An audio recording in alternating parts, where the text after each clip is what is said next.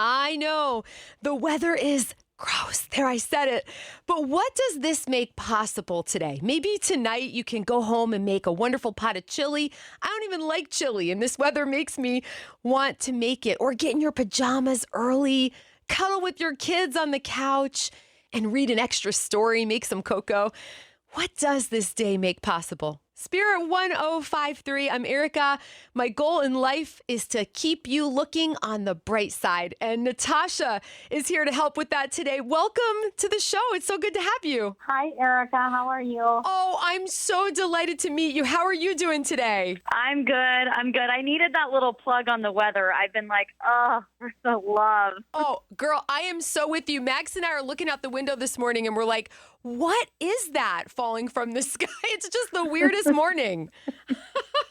I know. Agreed. 100%. Well, thank you so much for calling in. I was struck by your story. First of all, my son works at QFC, so I'm a QFC fan as it is, but I just love sharing good news. So would you tell us what happened to you the other day? Yeah, so I coach my daughter's volleyball team, and I was at practice, and I was kind of scattered, and the girls never like having to go to the grocery store. So Right. That was already an uphill battle.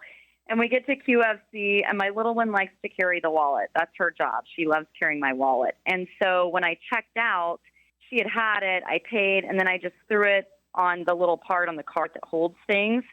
And it was raining and gross out, and it was at night, and I couldn't see. And so I loaded all of my groceries in the back of my car and then returned the cart. Came home, unloaded the groceries, and about an hour later, I get my doorbell rings. And we weren't expecting anyone, and I look out, and it's a man and his teenage son. Huh. And I open the door, and they hand me my wallet. Oh, my goodness. And I went, wow, I cannot thank you enough. I did not even realize it was gone. And I was struck because they didn't just hand it in to the QFC and say, well, I hope she finds it.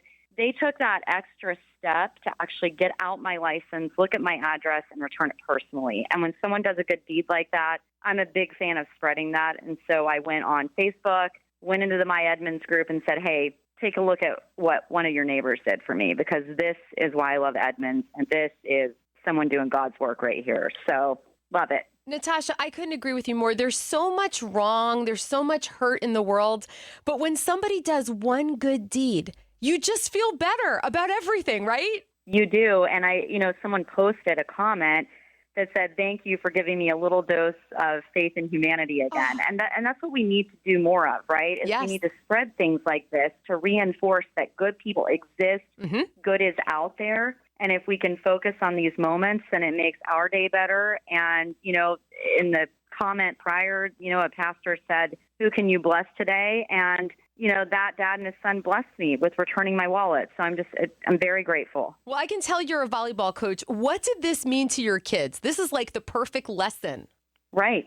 And so we talked about that. I said, that's a great example of good parenting right there. He taught his son what to do in a situation to go the extra step. And that's what you need to do. And we practice doing good deeds in my house. And so this would just reinforce that other people are doing the same thing we're doing. Oh, Natasha, volleyball coach and spreader of good deeds. Thank you for hanging out with us on Spirit 1053. Volunteer volleyball coach, Erica. I don't want to. I'm not an expert volleyball coach. Even better. You just went up in my book. It is so wonderful to meet you. Call anytime when you have good news. Keep my number. I will. Thank you, Erica.